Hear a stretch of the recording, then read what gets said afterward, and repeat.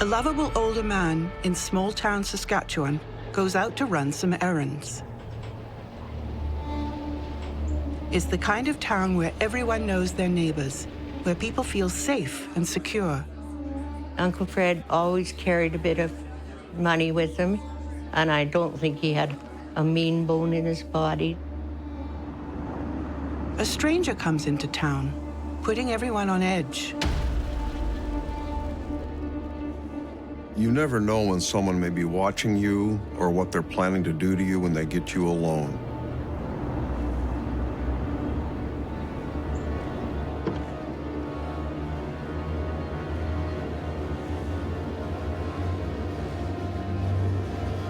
What starts as a perfectly normal day becomes the last hour of a good man's life.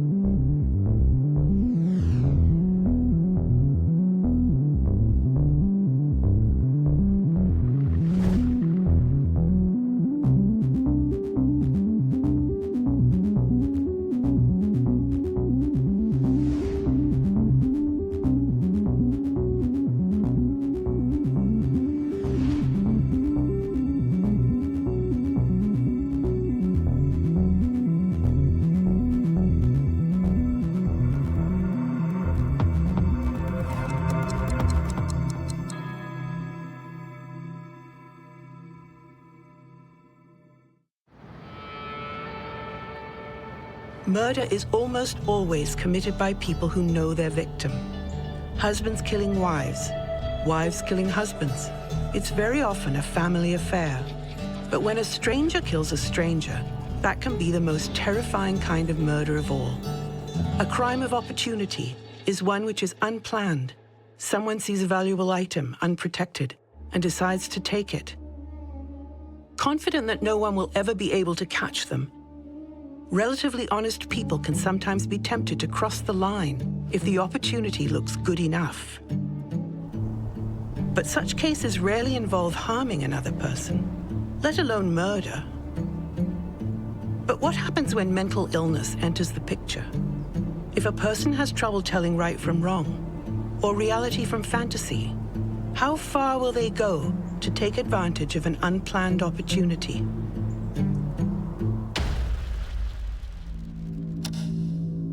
"89-year-old Fred Banks built a life for himself in Turtleford, Saskatchewan. Fred loves living there, and he can certainly go anywhere he wants to, thanks to his prized collection of Ford Thunderbirds. On the morning of August 22nd, 2003, Fred Banks is out and about to run some errands.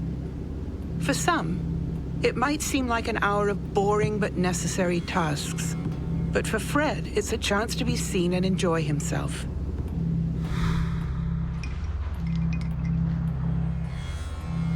And maybe even show off a little as he drives from place to place. It's a beautiful day, but with clouds beginning to darken the sky. Fred stops in front of an office building and parks his car. It's a prime spot on one of the main streets in town, and Fred knows that everyone passing will have a great view of his prized automobile. Enjoying showing it off, he feels a sense of pride as he casually walks into the building. As far as Fred's concerned, there's nothing special about this morning. He's living his life like he would any other day, but he has no idea where this day will lead.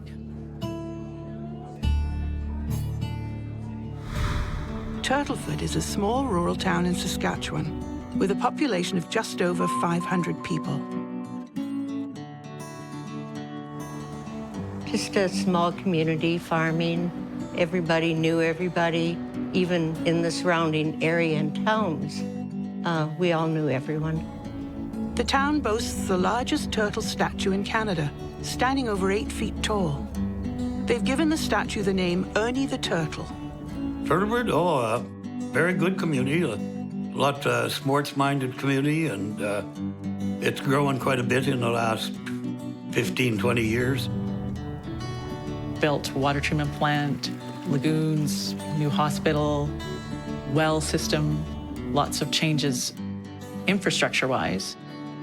People-wise, I don't know that, like, it's a small town. I don't know that the people really change in a small town too much. You know, you get the lifers and their family and their children's children, and then you get the people that come and stay for a couple of years, and small town isn't for them. Positive things would be like if the senior hockey team won a hockey game, the annual fair, the chuck wagon races, pretty low-key, things like that. Those would be exciting things in our community. We have some people moving into town that like the small town living and still get to the city. We're only an hour away from any major cities, so. People feel safe in small towns. People growing up getting to know their neighbors leads to this openness. In some cases, they even leave the door to their homes unlocked. But you can't always know who is watching.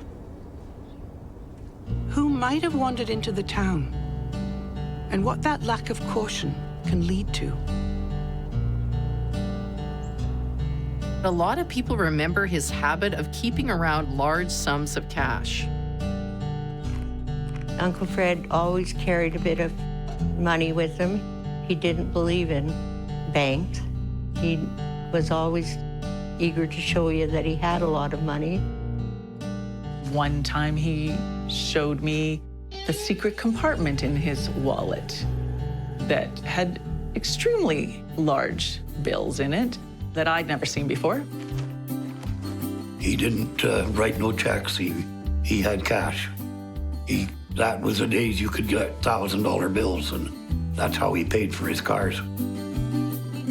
Fred purchased anything, vehicles included. He went in and paid cash for them, so there wasn't much use in trying to change his ways.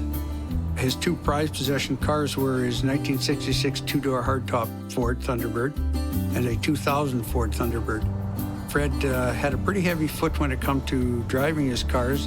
Anytime he went driving with Fred, he liked to show you what his cars would do.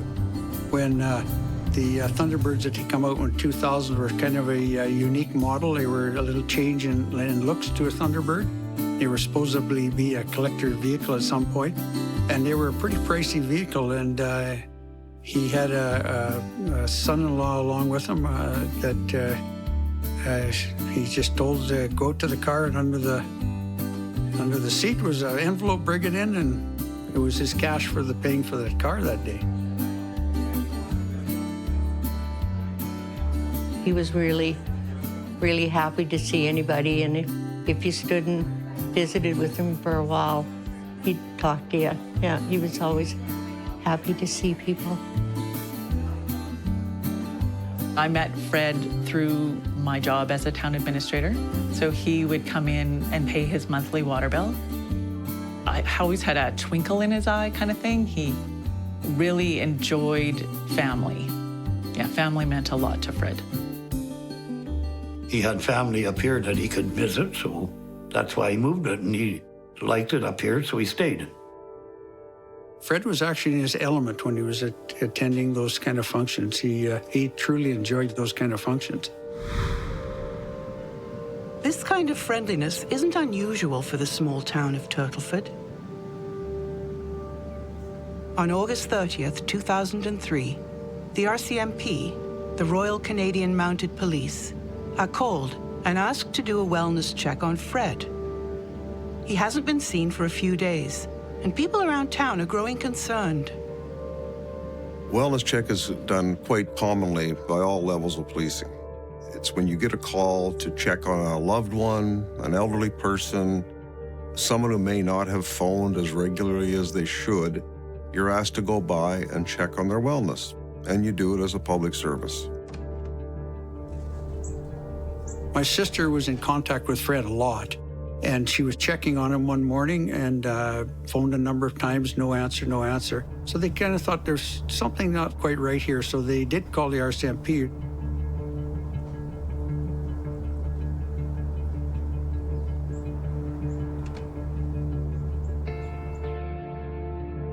At approximately 11:40 a.m., the RCMP officer enters Fred's garage and finds a mess. There appears to have been evidence of a struggle taking place. Things are strewn about, papers are laying around everywhere. That's when the officer finds Fred's body. One notable element on the scene is that Fred's wallet is found empty. And for Fred, that was strange. His wallet was never empty. It very well could have been a robbery that's gone bad. 3 days earlier, Fred has no idea that his beloved Thunderbird is attracting more attention than usual, as it is prominently displayed in front of the office building. While Fred is inside going about his business, a stranger in a black hoodie approaches the car to get a closer look.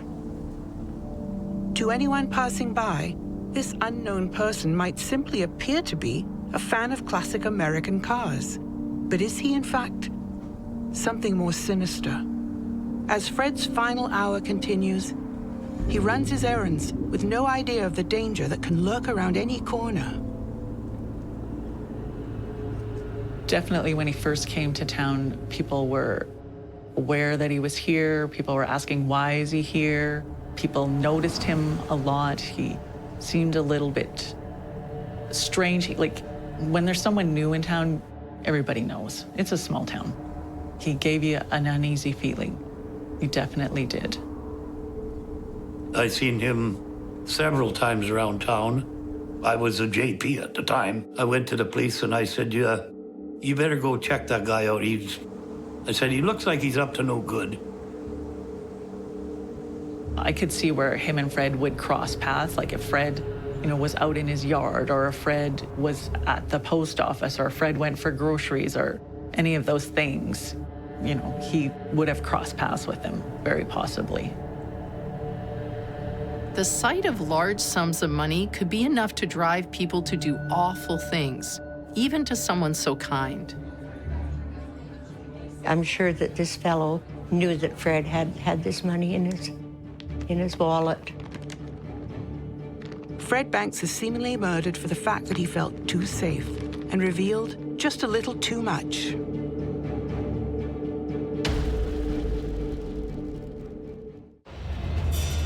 Fred Banks is an 89-year-old car lover with a special affinity for Ford Thunderbirds. Fred's a resident of Turtleford, a small town in Canada. But lately, there's a stranger moving about the town. That has some people on edge. Fred goes 3 days without being heard from, leading to him being found dead when the RCMP come to his home for a wellness check. It's one thing to die of natural causes when you're 89 years old, but it's another thing to die by being murdered at 89 years old. The question remains as to why Fred is murdered. With the revelation that his wallet is found empty, one theory is that it is about money.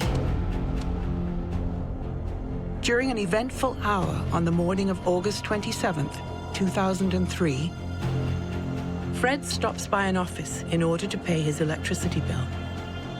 As usual, Fred deals with Deanna Lundberg, with whom he has a friendly relationship. And she is no stranger to Fred's unique way of doing business. He often had large amounts of cash. He, every once in a while, would show when he was paying his bills. He would show me, like flip his wallet, and I would see large amounts of cash. She cautions Fred about letting other people see how much money he's carrying. But he seems unconcerned. He does, however, take some precautions. Fred marks all of his $100 bills with his initials, seemingly as his own sort of security measure against theft. In his younger days, Fred took over his family's homestead and worked the farm. My early memories of Fred was after Fred took over the farm and we moved off. After going to school, I would spend a week with Fred. out on the farm, lived in the old log cabin again, which was kind of neat. And my recollections of Fred back then was that he always had a new modeled Ford truck, and he had always had canned cherry jam that you purchased at a store. It come in a tin can at that time.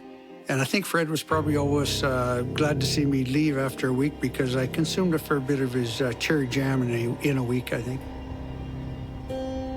He's farmed for a number of years before selling the farm and then moving to Ontario. He had 5 brothers and 5 sisters, so there was 11 kids in the family.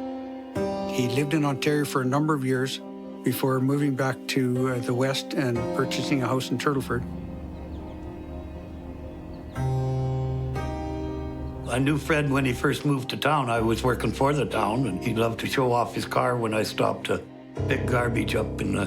Every Friday I'd stop there, and if he was out in the yard doing his grass or in his garage, he'd often stop to visit. He liked to visit, so. But, I mean, that's as much as I knew him.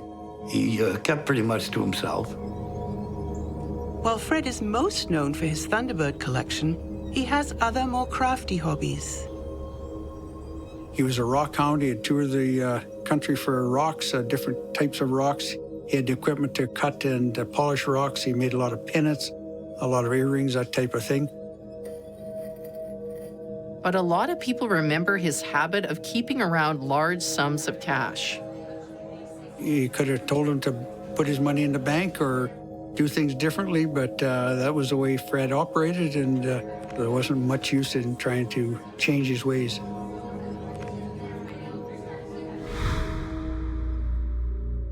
On the morning of August 27th, 2003, Fred is up to all of his favorite tricks.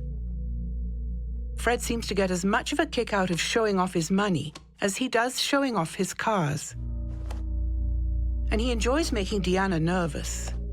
What he doesn't know is that he might be putting on a show for another pair of eyes this morning. Those of a mysterious stranger in a black hoodie, lurking right outside the building. I was concerned that he would show people he didn't know, and I'm not aware, I wasn't aware that he was showing people he didn't know the large amounts of money. But he liked to visit with people, right? And so that is a possibility that he would show every other people the large amounts of money in his wallet. People close to Fred say similar things. While they don't know that he showed off his money to strangers, he wasn't shy about revealing it around them. If the wrong person saw, it could be dangerous. Maybe he showed the wrong person just how much cash he has, or he wasn't careful enough when he was showing it to someone he trusts.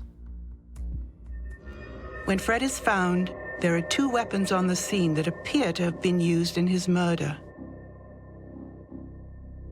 Close to Fred's body, they find a small pickaxe-like hammer, and they also find a folding lock blade knife under his hip. Both of these implements appear to have been used to murder Fred.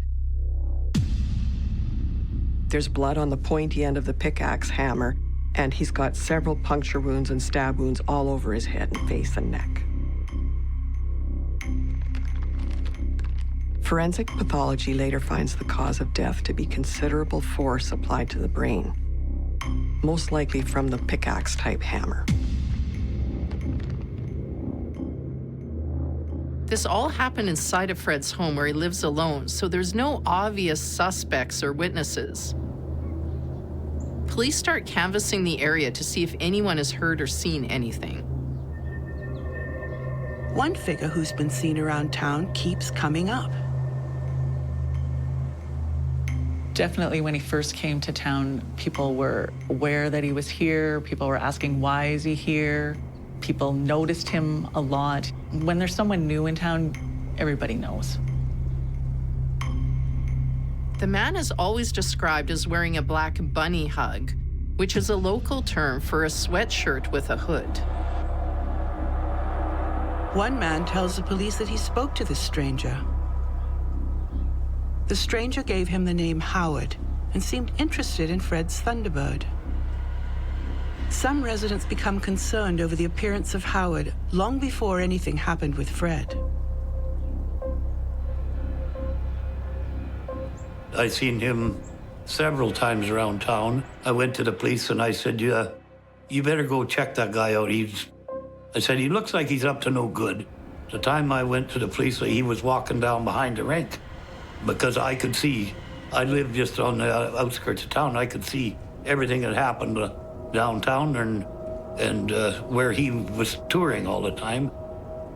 Well, I definitely saw him walking around town, like past my office and like a lot all over the place. So I could see where him and Fred would cross paths. Like if Fred, was out in his yard, or if Fred was at the post office, or if Fred went for groceries, or any of those things, he would have crossed paths with him, very possibly. He gave you an uneasy feeling. He definitely did. Took the $100 bills out of his wallet and went directly from his garage. I guess probably time frame wise, he went directly to the bank in town, and there was a number of people in line at the bank waiting to get to the teller.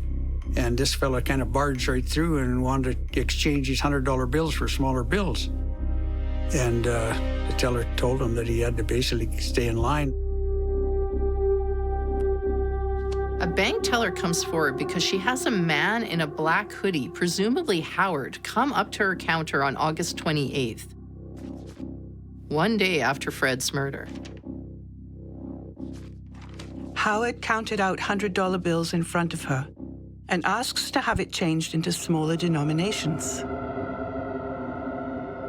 The teller asks for ID before she's able to change the bills. But this request pushes him to gather up the bills and rush out the door. It is unknown if the bills are marked with Fred's initials. This continues to push Howard to the top of their suspect list. Unfortunately, the RCMP soon learn that he left Turtleford the day before Fred's body is discovered. As the hour continues to slip by, Fred finishes teasing Deanna with his money and leaves the office building. He gets back into his Thunderbird and drives away. He doesn't notice if the stranger in the black hoodie is watching him. And he has no idea that before this hour is up, someone is going to make a move that will change the course of Fred's life forever. Fred Banks is spending his morning running errands around the small town of Turtleford, Saskatchewan. 3 days later, the RCMP find him in his garage having been murdered. The cause of death is believed to be a forceful blow from a pickaxe-like hammer to the head. The police have a suspect, but he's left town. He's been seen with a large stack of $100 bills that are believed to have been stolen from Fred. As the clock ticks down on Fred's final day, he has no reason to suspect his impending fate. He simply enjoys cruising around Turtleford in his Thunderbird, listening to music and taking in the sights.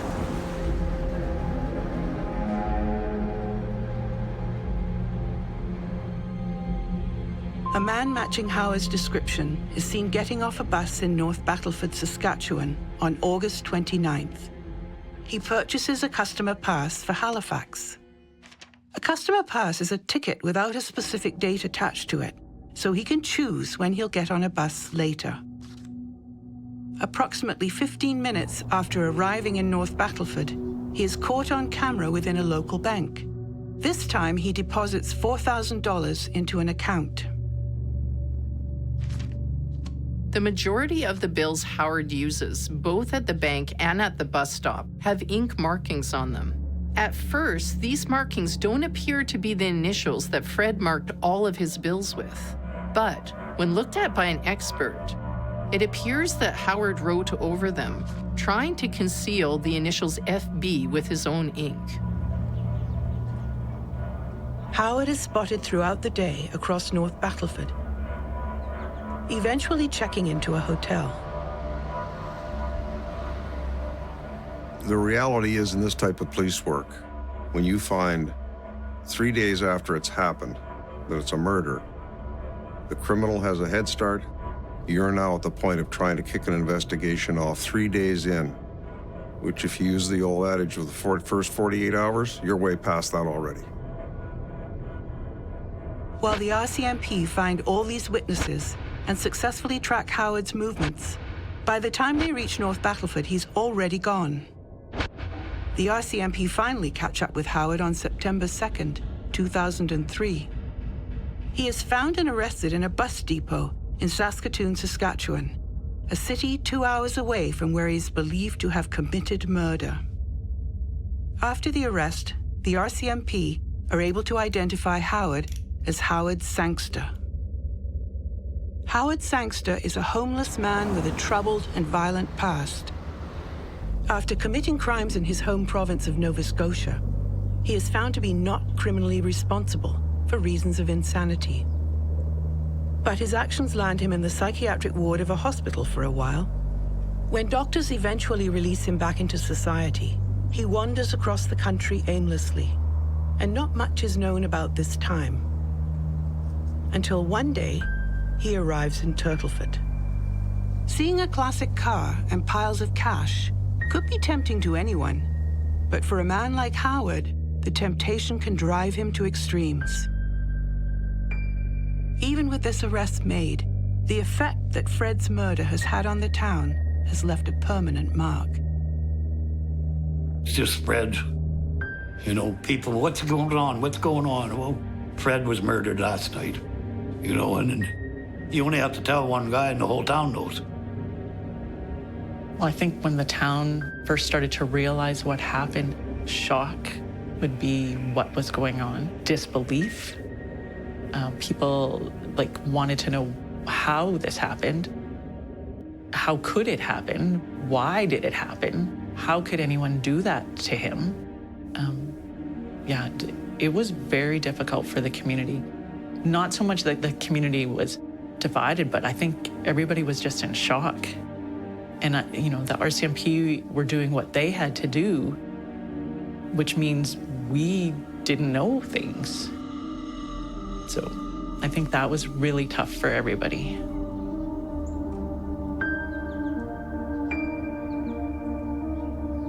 It shook me because, Fred's house is just down the block from here. And I understand that he was gone, but I still struggled after a council meeting to go outside to my vehicle, which is parked behind the office, because it's a little bit dark. And I knew there was no danger there for me, but it was hard for a long time to do that. And logically, I know it shouldn't be difficult because the danger's not there. The danger was never to me, but it was very difficult. For some members of Fred's family, they've only just learned that Fred's been murdered by the time the arrest takes place. It was a day or two later that we were notified that it was a murder. Well, actually, we expected that previously. As soon as my sister contacted us, we expected that it was something that was not natural causes. And in many cases, they're left without any idea of how this could have happened to someone like Fred. Oh, we were very, very upset and shocked that someone had come in and done that to an older fellow. Yeah, he probably didn't weigh over 110 pounds, he wasn't, and he'd been very friendly to this fellow. Even though he's enjoying driving, Fred stops the car to chat with people he knows on the sidewalk. No, Uncle Fred was really outgoing. He liked everybody, and I don't think he had a mean bone in his body. He was really, really happy to see anybody, and if you stood and visited with him for a while, he'd talk to you. Yeah, he was always happy to see people. 20 minutes of errands can easily turn into an hour of socializing when you do them as Fred does on the morning of the 27th. And that may be one reason that the stranger in the hoodie is able to follow along and not even raise a hint of danger in the mind of the 89-year-old Thunderbird fan.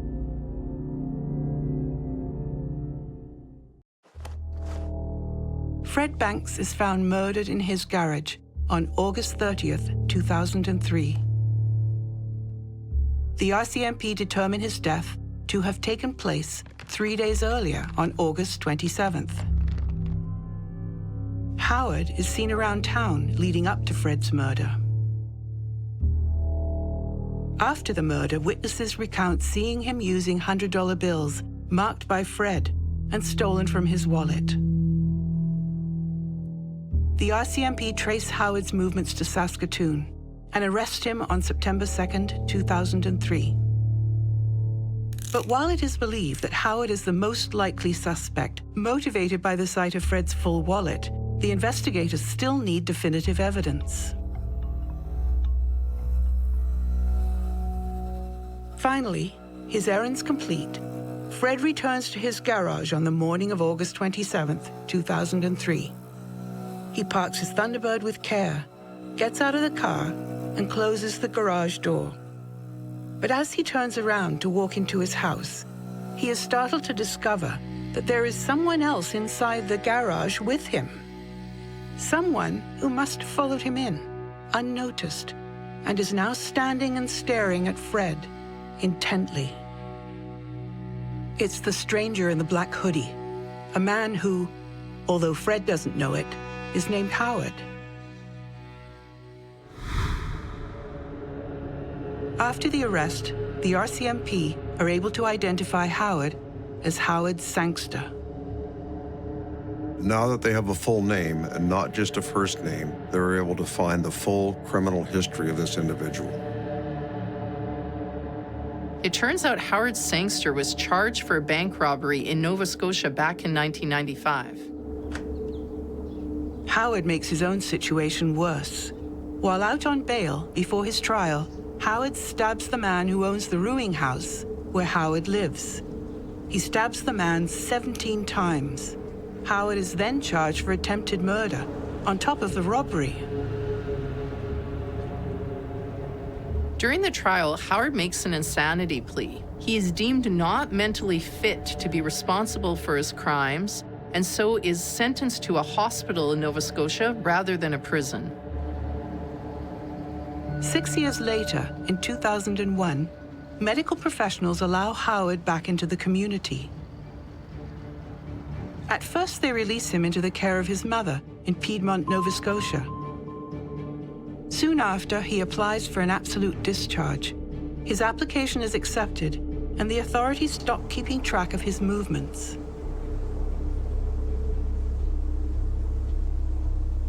That's nearly 2 years where we have no idea what Howard could have gotten up to. With Fred arrested, the RCMP begin to question him. But while this is happening, they have his DNA being tested against the blood found at the crime scene.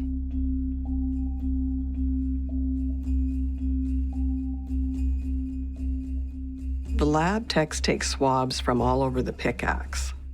It appears that there's 2 sets of DNA on this implement. One obviously comes from Fred Banks. The second one is proven to be that of Howard Sangster. Between this DNA evidence on the murder weapon and the multiple witnesses who cite having seen Howard in possession of the stolen $100 bills, all that's left is to get a confession. On the morning of August 27th, Howard enters Fred's garage and makes his move. Howard attacks Fred, striking the killing blow with a pickaxe-like hammer. Once the deed is done, all that's left to do is dig through a dead man's wallet. It's been an eventful hour for 89-year-old Fred, and sadly, his day comes to an early and final end. But the hour isn't over yet, and Howard continues on his way. But perhaps Fred still has one surprise left for the man who thinks he's getting away with murder.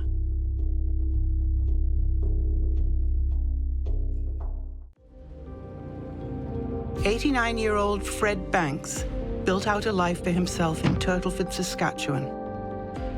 And this morning is the last time Fred is seen before the RCMP find him dead. Howard Sangster kills Fred Banks and escapes unseen on August 27, 2003. It's not until nearly a week later when the RCMP finally catch up with him and place him under arrest. Because of his previous insanity plea, Howard is put through a psychological assessment to determine if he is fit to stand trial for murder. The assessment rules that he is. When the case first goes to trial, Howard Sangster is charged with first-degree murder for the killing of Fred Banks. This ultimately changed to a second-degree murder charge. If you talk to a police officer and there's a charge of murder and it's been planned or thought about, in the police officer's mind is premeditated, that constitutes first-degree murder.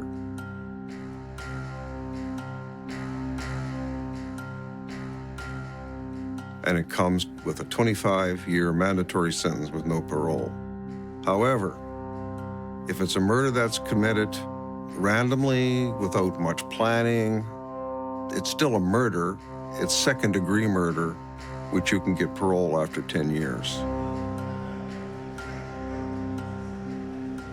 This is the flaw in the system in a policeman's mind. When someone thinks about killing you and plans it the day before, I believe that's premeditated.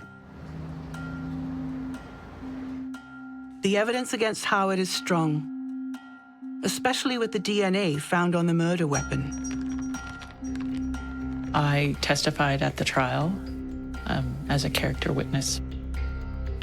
I don't remember a lot about it. I remember walking into the courtroom and looking at Sangster and thinking, he doesn't even look the same.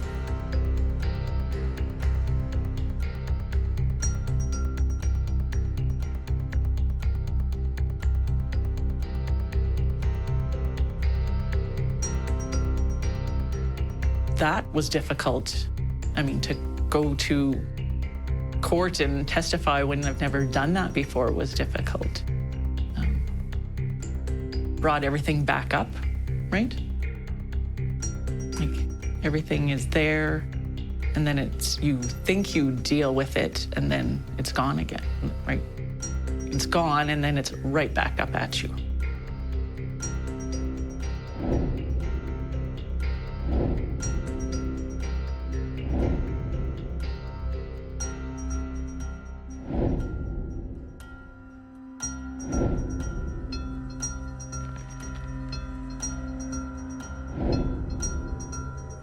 When the trial ends, Howard is found guilty of the second-degree murder of Fred Banks and sentenced to life in prison without chance of parole for at least 10 years. In 2009, Howard attempts to appeal the ruling. But this appeal is dismissed. Even with Howard in prison, he's left a mark on the town of Turtleford that will be felt for a long time.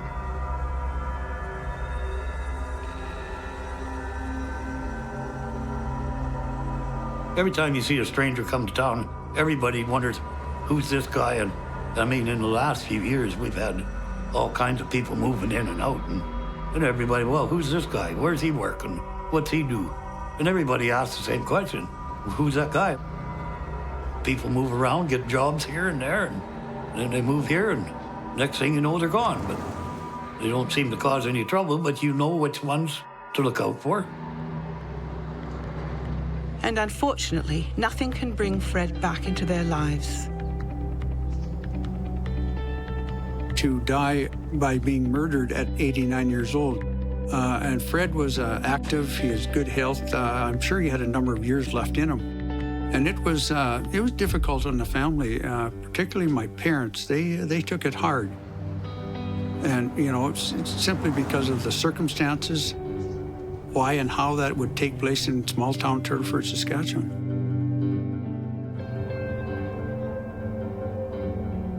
Everybody liked him. All of my kids, like, he was easy to like. You couldn't dislike him because he never did anything. He loved to curl, and he loved to bowl. You know, and the people around here were good at picking him up on a team. Yeah. When I think about Fred, I think about how much he loved his family and loved his cars, loved being part of the community where he knew lots of people.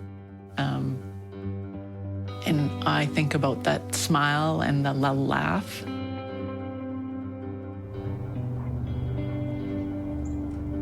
Howard might have gotten away with it all if he hadn't been tracked to Battleford.